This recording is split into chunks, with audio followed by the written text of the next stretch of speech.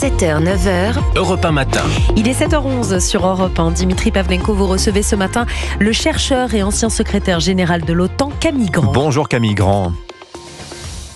Bonjour. Bienvenue sur Europe 1. Vous êtes Distinguished Policy Fellow à l'ECFR, l'European Council on Foreign Relations. Excusez l'anglais, mais c'est ainsi, c'est un think tank européen, l'ECFR. Question avec vous ce matin, Camille Grand, sur les armes nucléaires. Rien que ce week-end, deux dirigeants européens, l'Allemand Friedrich Merz et le Polonais Donald Tusk, ont dit vouloir discuter avec la France et le Royaume-Uni d'un partage de leur dissuasion nucléaire, alors que des doutes apparaissent sur la fiabilité des garanties de sécurité américaines, les garanties nucléaires notamment, et alors que la Russie aussi, depuis 3 ans, brandit cette même menace atomique. Il y a clairement en Europe un appétit renouvelé pour la bombe. Camille Grand, vous pensez ? En tout cas, il y a un retour du débat nucléaire qui avait été un petit peu mis sous le tapis depuis la fin de la guerre froide, et on voit aujourd'hui que plusieurs pays, à commencer effectivement par la Pologne, mais maintenant également l'Allemagne avec le futur chancelier Friedrich Merz, qui s'intéressent à comment garantir leur sécurité dans un contexte de menaces russes renouvelées et effectivement d'une Russie qui multiplie les déclarations nucléaires martiales, la modernisation de son arsenal. Et donc on voit des pays qui interroge les Français et les Britanniques pour savoir comment les deux puissances nucléaires européennes se positionnent dans ce nouveau contexte aggravé par le désintérêt, pour dire les choses gentiment, de Donald Trump pour la sécurité européenne. Mais est-ce que vraiment les garanties nucléaires américaines vous semblent remises en cause par Donald Trump et la nouvelle administration américaine, Camille Grand ? Alors aujourd'hui, pas formellement. Il n'y a pas de déclaration très claire dans ce sens, et on pourrait même dire que le secrétaire à la défense de Donald Trump a dit le contraire, puisqu'il a évoqué le rôle des Européens dans le domaine conventionnel, mais il s'est gardé de parler de retraite de la garantie américaine. On est plus dans une atmosphère, c'est-à-dire que les divergences entre Européens et Américains sur la crise ukrainienne, sur les grandes questions stratégiques, font qu'un certain nombre de pays européens s'interrogent sur la meilleure manière de garantir leur sécurité. Oui. Alors justement, garantir leur sécurité face à la Russie. Est-ce que justement, Camille Grand, on n'a pas tendance un peu à confondre la Russie avec l'ex-Union soviétique en termes de puissance militaire ?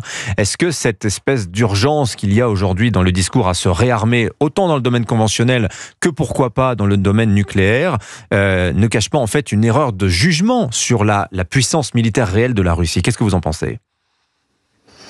Alors la Russie n'est pas l'Union soviétique. Elle n'est pas installée au cœur de l'Europe. Elle n'est pas dans un réseau d'alliances qui était le pacte de Varsovie, mais elle reste une superpuissance nucléaire, l'une des deux superpuissances nucléaires, et elle a surtout modernisé son arsenal à grande vitesse depuis une dizaine d'années, ce que les puissances nucléaires occidentales n'ont pas vraiment fait ou ont entrepris plus tardivement. Oui. Donc on est devant une Russie qui est menaçante dans ses paroles et ses actes en Ukraine, qui n'est certainement pas capable aujourd'hui d'envahir l'Europe occidentale, oui, mais qui peut mener des actions déstabilisantes sur ses frontières. Mais on a l'impression quand même que le tableau comparé à la guerre froide, c'est un peu inversé, Camille Grand, puisque à l'époque de la guerre froide, les Européens misaient sur leur dissuasion nucléaire par peur de la puissance de l'armée conventionnelle soviétique, des tanks, les fameux chars russes.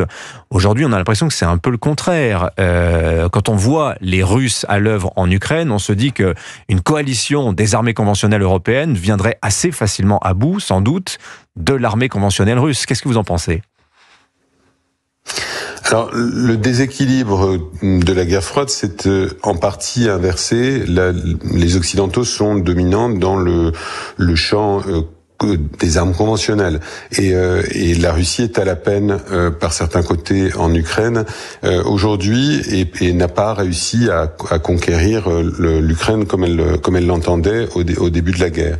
Ce qui est, en revanche, elle est elle s'appuie largement sur sa puissance nucléaire pour contrebalancer cet effet, pour faire peur à l'Occident, et en menant une rhétorique nucléaire qui est un peu inquiétante dans la mesure où elle dit au fond, moi je peux envahir mes voisins parce que je suis une puissance nucléaire. Oui. Ça me donne cette liberté. Oui, mais est-ce que finalement le calcul qui est fait aujourd'hui par les dirigeants européens, c'est pas de se dire que l'option nucléaire redevient acceptable dans la mesure où l'on n'est pas certain qu'avoir un allié nucléaire, en l'occurrence les États-Unis, vous protège de l'invasion d'un adversaire qui lui aussi est nucléaire. La phrase de Donald Tusk ce week-end, je vous la cite, il parle de l'armement nucléaire en disant c'est une course à la sécurité, non pas à la guerre.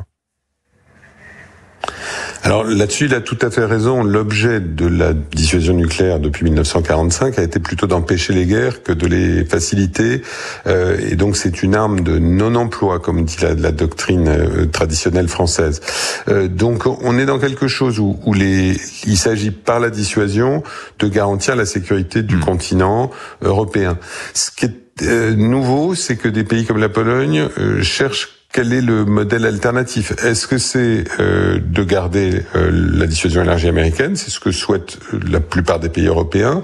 Est-ce que c'est de nouer en plus des liens avec la France et le Royaume-Uni comme une sorte de deuxième assurance vie, ou est-ce que c'est même, et Donald Tusk qui fait référence un petit peu en biais, l'idée d'un programme nucléaire autonome d'un pays comme la Pologne.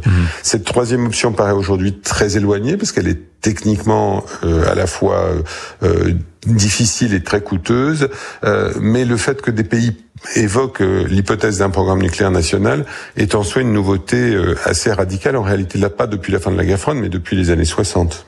Merci beaucoup Camille, grande volumière ce matin sur Europe 1. Je rappelle que vous êtes Distinguished Policy Fellow à l'European Council on Foreign Relations, think tank européen. Merci d'être venu ce matin sur Europe 1. Bonne journée à vous.